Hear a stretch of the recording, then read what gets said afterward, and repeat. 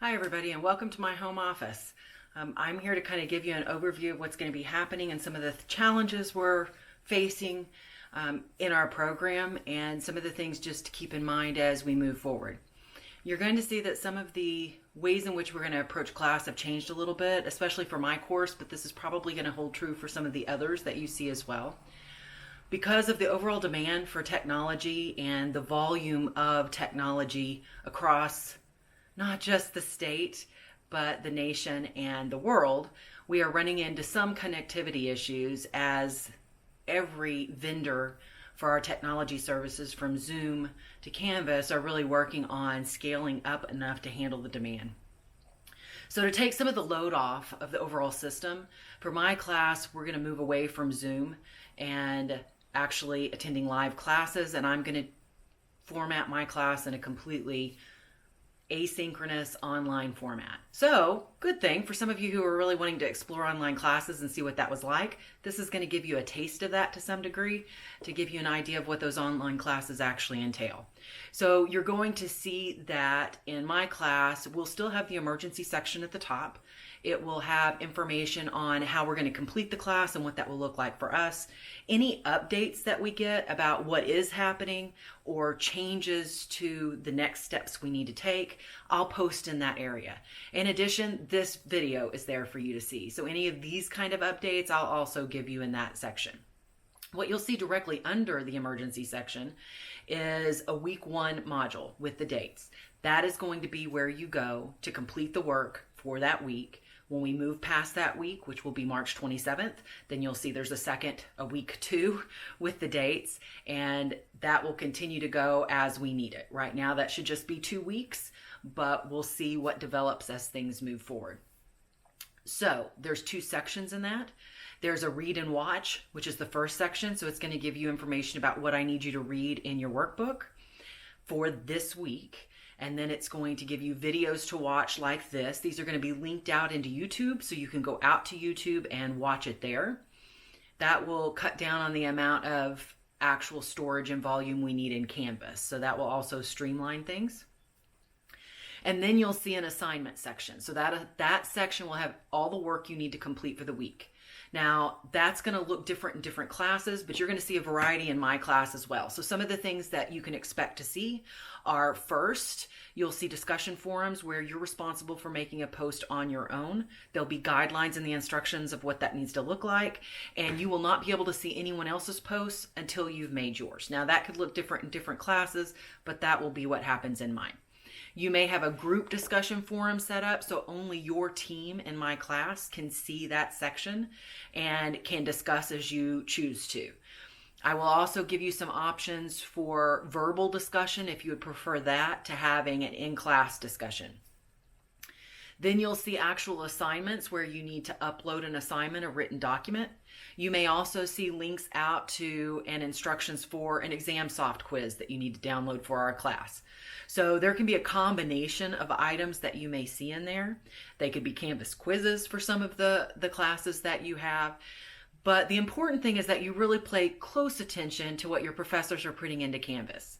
Now, having said all that and given you kind of an overview of what's going to be happening and where to look for information, there's a couple of other things I want to know. One, you need to be paying attention to updates from state and national authorities as they tell you what's going to be happening and make requests for your activities and what you actually do.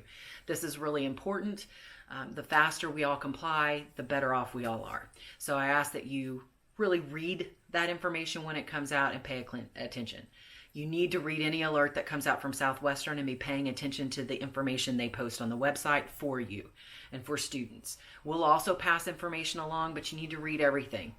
That also means anything you get from the dean, the associate dean, from Alicia, from Adina, from any professor, you need to stop and read the whole thing and don't just scan like we do sometimes with those emails that come out in a normal semester. This is no longer normal.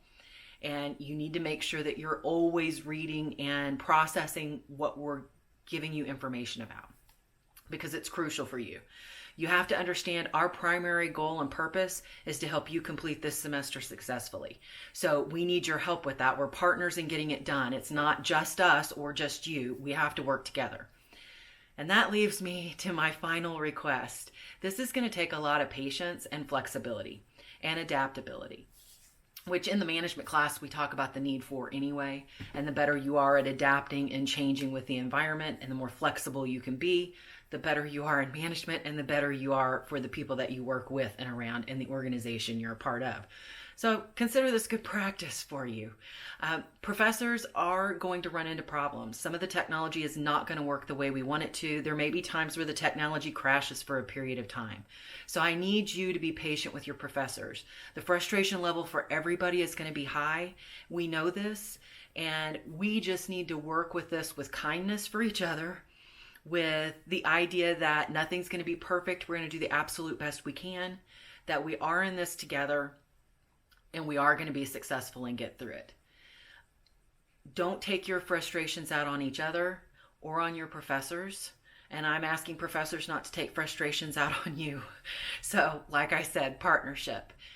When there's a problem in a classroom, you run across a technology glitch, please reach out and let us know immediately, because we legitimately may not know what's happening. We may think everything's working perfectly and we haven't been given an update that says otherwise yet. So you may be the first line of defense for letting us know something's not working. Reach out, tell us. We will then address it to the best of our ability and let everybody know what's going on. Communication in this is key. If you're struggling with something, whether it's understanding what's happening in the classroom, understanding content, struggling with illness in the family, with children staying home, you need to let us know and communicate that so that we can help you through it. If we don't know, we can't help. So keep that in mind and really make that a priority for you as well as for us, that communication goes both ways and we keep each other up to date on what's happening. This is just a quick overview. You'll see there's more information populated in the class. I'll have some videos for you to watch. Reach out to me in email. You'll have different professors give you different methods to actually handle the office hour situation. I was planning on using Zoom. I'm not going to do that anymore. So what I ask is that you email me if you have a question.